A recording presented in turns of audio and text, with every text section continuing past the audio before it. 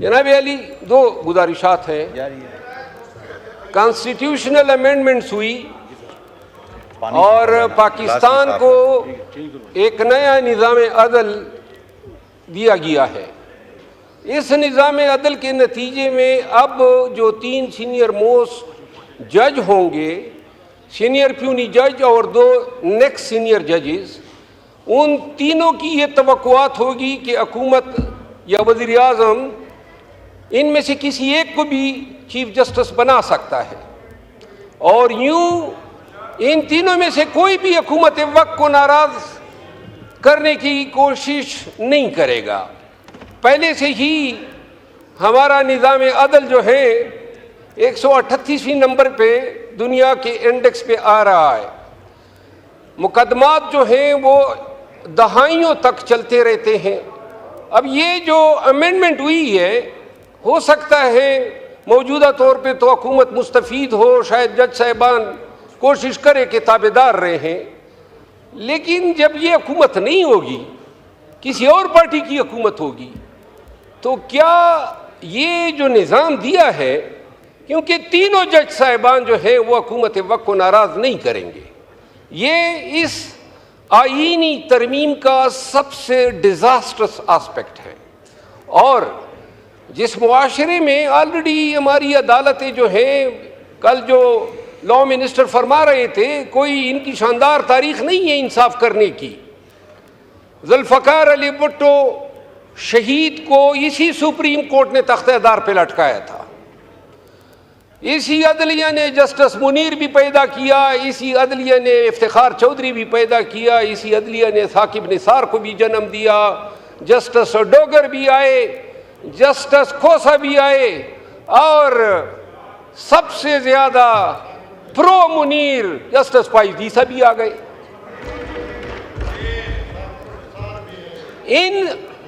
इस निज़ाम अदल की होती हुई जो पहले से था, कोई मायनाज नहीं था। मैं 32 साल मेरे हो गए इस पेशे से वाबस्ता।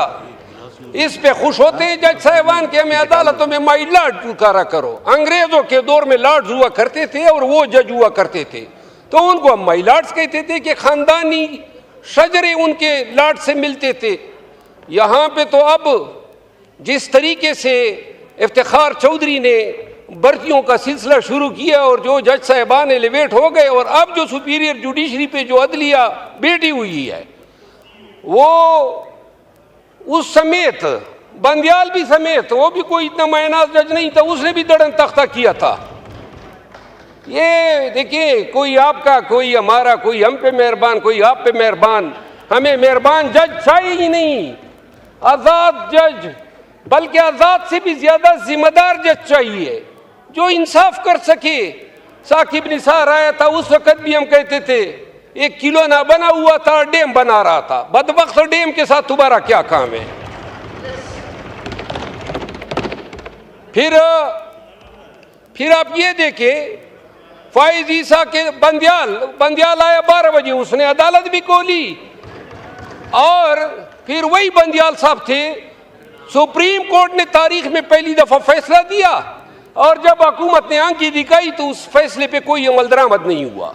इससे पाकिस्तान में कानून की हुक्मरानी की बेखनी हुई। जनाब अली, गुजारिश ये है कि ये जो बिलावल भुट्टो जरदारी साहब काजी फाइज ईसा को जो खराज तहसीन पेश कर रहे थे, जो डोंगरे बरसा रहे थे, ये वही काजी फाइज ईसा हैं जिसने पाकिस्तान की सबसे बड़ी पार्टी को बेनिशान किया। ये वही काजी फाइज ईसा है जिसने एन अमेंडमेंट से पहले रिव्यू 2 दिनों में फिक्स करके जमीर फरोशी के लिए रास्ता हमवार किया और फिर हमारे एमएनएज वहां से बरामद हो गए। और वो एमएनएज, अब वो एमएनएज जो थे हमारे पहले कोलीग थे, वहां पे गए। यहां हमारे अरब दोस्त भी मौजूद हैं, लेकिन उनको अरबों रुपए मिले थे। नहीं यार, यानी कि पीर मियां नवाज शरीफ की शक्ल उनको पसंद थी। हाँ, अच्छा, यानी बड़े ही बेजोक लोग थे। अच्छा ये अब आप मुझे उस पे ला रहे हैं ना, मुझे तकरीर करने दे। जनाब अली, हमारे दोस्त अगवा हुए कहते हैं, हमारे दोस्त जो हैं, और ये अरबों की जो पेशकशें हैं, इस ऐवान में मौजूद शायद ही कोई ये में नहीं होगा जिसको नहीं हुएंगे, मुझ समेत हमें पेशकशें हुई, आए ज़मीर बेचें, और वो अमेंडमेंट होती है कि अगर वो 5 लोग ज़मीर न बेचते तो शायद ये अमेंडमेंट न होती। हमारे एमएनएस आपको वोट दे रहे हैं, फी सबीलिल्लाह दे रहे हैं, और बात हो रही थी कानून की हुक्मरानी की, जमहूरियत की बालादस्ती की, अदालतों की आज़ादी की। क्या ड्रामा है, यानी ज़मीर के मुताबिक। आप किसने कहा? माशाअल्लाह। जनाब अली, पीर मियां नवाज शरीफ साहब ने मौके के हिसाब से अदलिया पे अपनी बड़ास भी निकाल दी, और वो तारीख साज शेर कह दिया कि उन्होंने जो शेर कहा, जवाबी शेर तो मुझे आता है, लेकिन मेरे नून के दोस्तों की हया रखने की वजह से नहीं बोलता हूँ। नहीं, आखिरी बात यह है, ये वक्त गुजर जाएगा। हम मंसूर अली शाह साहब को ला रहे हैं, या अफरीदी साहब को ला रहे हैं, या कॉन्स्टिट्यूशनल बेंच के सरबराह के तौर पे अमीनुद्दीन खान को ला रहे हैं। कोशिश यही है कि आइंदा के 3-4 सालों के लिए निज़ाम को इसी तरह रखा जाए ताकि ये असम्बली अपनी मियाद पूरी कर सके। ये वक्त गुजर जाएगा, लेकिन मुल्क को हमने एक ऐसे रास्ते पे गामजन कर दिया। मेरी दिली ख्वाहिश थी, एक दफ़ा जनाब के स्पीकर साहब को मैंने कहा भी था, मैंने कहा बेहतर होगा आप कोई काना रखें और तमाम अपोजिशन और इन सब को बुलाएं। यहाँ पे खुदा की कसम इनके साथ हाथ मिलाते हुए डरते हैं, आप सबके साथ हाथ मिलाते हुए डरते हैं। मैं नहीं, सब डरते हैं। यानी जो निज़ाम चल गया है, न सलाम कर सकते हैं, न कलाम कर सकते हैं। वो ख्वाजा आसिफ साहब से एक दिन क्या सरेराम मुलाकात हो गई, मेरा दड़न तख्ता हो गया पार्टी से।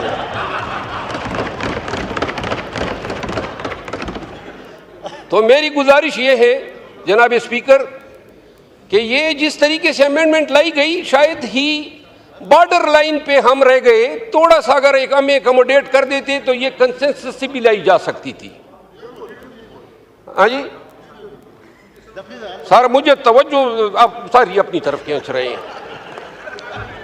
जनाब डिप्टी स्पीकर साहब, आखिरी बात यह है कि लकी सीमेंट एक इदारा है जो लकी मरवत में कायम है, एशिया का सबसे बड़ा सीमेंट प्लांट है। सन 1996 से ये ऑपरेशन कर रहा है। हमारी शेख बदीन के पहाड़ जो हैं इसने निगल लिए, लेकिन मेरे इलाके, मेरे हलके को न तो ये CSR में कुछ दे रहा है, न रॉयल्टी में दे रहा है, और ना हमारे हल्के या लोगों की फलाह बहबूद के लिए कोई काम किया है। मेरी इस्तदा ये है, जो मिनिस्टर है इंडस्ट्रीज़ के, उनसे इस्तदा है कि ज़रा ये मुलाहिदा कर ले। वाहिद ये शेल है, पेट्रोलियम इंडस्ट्रीज़ हैं, जितने एक्सकेवेशन होते हैं वो अपना किरदार अदा करते हैं। तो लकी मरवत के लिए जो लकी सीमेंट जो हमारे हकूक़ पे बैठी है, इस हवाले से अगर वो कोई आप मुलाकात का उनको कह दे, मैं अपने इलाके की डेलीगेशन ले जाके उनके सामने रख दूंगा। जनाब अली, 2 गुजारिशात हैं। कॉन्स्टिट्यूशनल अमेंडमेंट्स हुई और पाकिस्तान को एक नया निज़ाम अदल दिया गया है। इस निज़ाम अदल के नतीजे में अब जो 3 सीनियर मोस्ट जज होंगे, सीनियर प्यूनी जज और 2 नेक्स्ट सीनियर जजेस, उन तीनों की ये तवक्कुआत होगी कि हुकूमत या वज़ीर आज़म इनमें से किसी एक को भी चीफ जस्टिस बना सकता है, और यूं इन तीनों में से कोई भी हुकूमत वक्त को नाराज़ करने की कोशिश नहीं करेगा। पहले से ही हमारा निज़ाम अदल जो है 138वें नंबर पे दुनिया के इंडेक्स पे आ रहा है। मुकदमात जो हैं वो दहाइयों तक चलते रहते हैं। अब ये जो अमेंडमेंट हुई है, हो सकता है मौजूदा तौर पे तो हुकूमत मुस्तफ़ीद हो, शायद जज साहिबान कोशिश करे कि ताबेदार रहें, लेकिन जब ये हुकूमत नहीं होगी, किसी और पार्टी की हुकूमत होगी, तो क्या ये जो निज़ाम दिया है, क्योंकि तीनों जज साहिबान जो है वो हुकूमत वक्त को नाराज़ नहीं करेंगे। ये इस आईनी तरमीम का सबसे डिज़ास्टरस आस्पेक्ट है। और जिस मुआशरे में ऑलरेडी हमारी अदालतें जो हैं, कल जो लॉ मिनिस्टर फरमा रहे थे, कोई इनकी शानदार तारीख नहीं है इंसाफ करने की। जुल्फ़कार अली भुट्टो शहीद को इसी सुप्रीम कोर्ट ने तख्तेदार पे लटकाया था। इसी अदलिया ने जस्टिस मुनीर भी पैदा किया, इसी अदलिया ने इफ्तिखार चौधरी भी पैदा किया, इसी अदलिया ने साकिब निसार को भी जन्म दिया, जस्टिस डोगर भी आए, जस्टिस खोसा भी आए, और सबसे ज्यादा प्रो मुनीर जस्टिस पाइजीसा भी आ गए।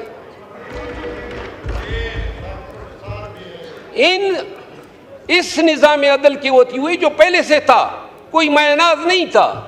मैं 32 साल मेरे हो गए इस पेशे से वाबस्ता। इस पे खुश होते हैं जज साहिबान के हमें अदालतों में माई लॉर्ड पुकारा करो। अंग्रेजों के दौर में लॉर्ड्स हुआ करते थे और वो जज हुआ करते थे, तो उनको हम माई लॉर्ड्स कहते थे कि खानदानी शजरे उनके लॉर्ड से मिलते थे। यहाँ पे तो अब जिस तरीके से इफ्तिखार चौधरी ने भर्तियों का सिलसिला शुरू किया और जो जज साहिबान एलिवेट हो गए, और अब जो सुपीरियर जुडिशरी पे जो अदलिया बैठी हुई है, वो उस समेत बंदियाल भी समेत, वो भी कोई इतना मायनाज जज नहीं था, उसने भी दड़न तख्ता किया था। ये देखिए, कोई आपका, कोई हमारा, कोई हम पे मेहरबान, कोई आप पे मेहरबान। हमें मेहरबान जज चाहिए ही नहीं, आजाद जज, बल्कि आजाद से भी ज्यादा जिम्मेदार जज चाहिए जो इंसाफ कर सके। साकिब निसार आया था, उस वक्त भी हम कहते थे एक किलो ना बना हुआ था, डैम बना रहा था। बदबख्त डैम के साथ तुम्हारा क्या काम है? फिर आप ये देखें, फाइज ईसा के बंदियाल आया 12 बजे, उसने अदालत भी खोली, और फिर वही बंदियाल साहब थे।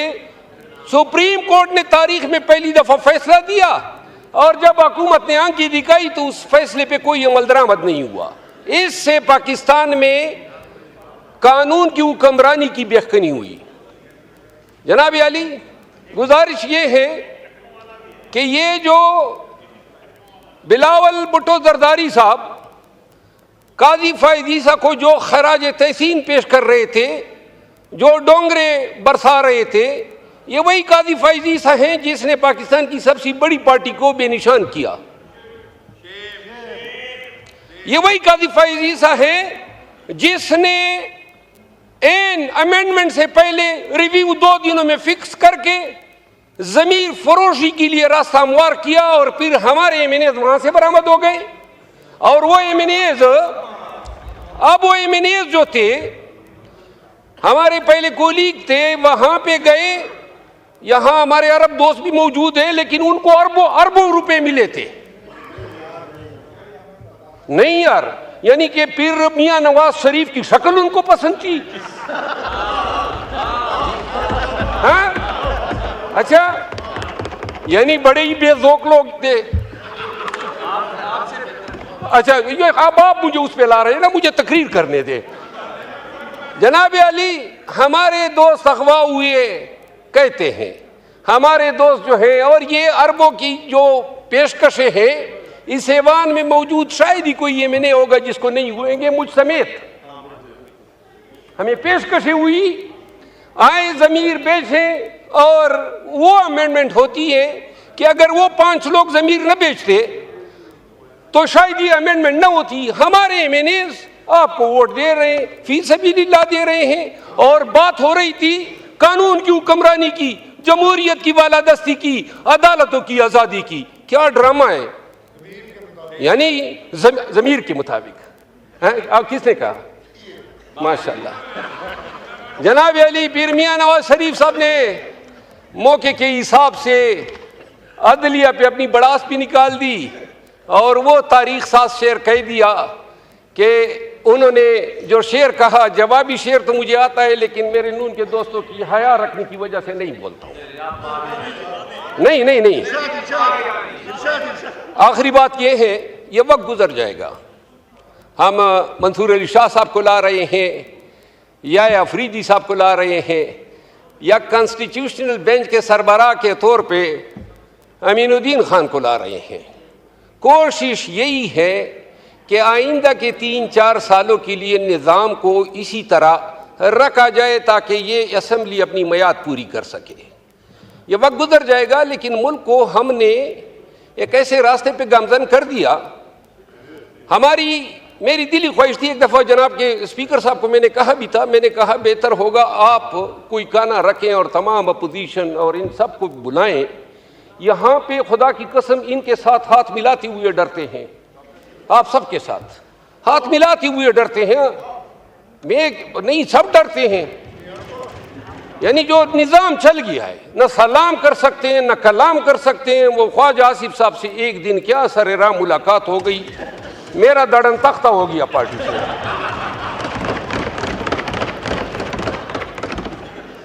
तो मेरी गुजारिश ये है जनाब स्पीकर कि ये जिस तरीके से अमेंडमेंट लाई गई, शायद ही बॉर्डर लाइन पे हम रह गए। थोड़ा सा अगर एक हम एकमोडेट कर देते तो ये कंसेंसस से भी लाई जा सकती थी। हाँ जी सर, मुझे तवज्जो आप सारी अपनी तरफ खींच रहे हैं। जनाब डिप्टी स्पीकर साहब, आखिरी बात यह है कि लकी सीमेंट एक इदारा है जो लकी मरवत में कायम है। एशिया का सबसे बड़ा सीमेंट प्लांट है।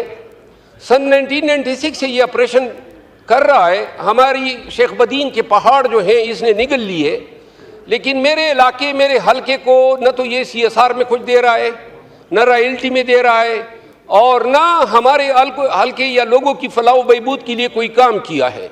मेरी इस्तदा ये है, जो मिनिस्टर है इंडस्ट्रीज़ के, उनसे इस्तदा है कि ज़रा ये मुलाहिदा कर ले। वाहिद ये शेल है, पेट्रोलियम इंडस्ट्रीज़ हैं, जितने एक्सकेवेशन होते हैं वो अपना किरदार अदा करते हैं। तो लकी मरवत के लिए जो लकी सीमेंट जो हमारे हकूक़ पे बैठी है, इस हवाले से अगर वो कोई आप मुलाकात का उनको कह दे, मैं अपने इलाके के डेलीगेशन ले जाके उनके सामने रख दूंगा।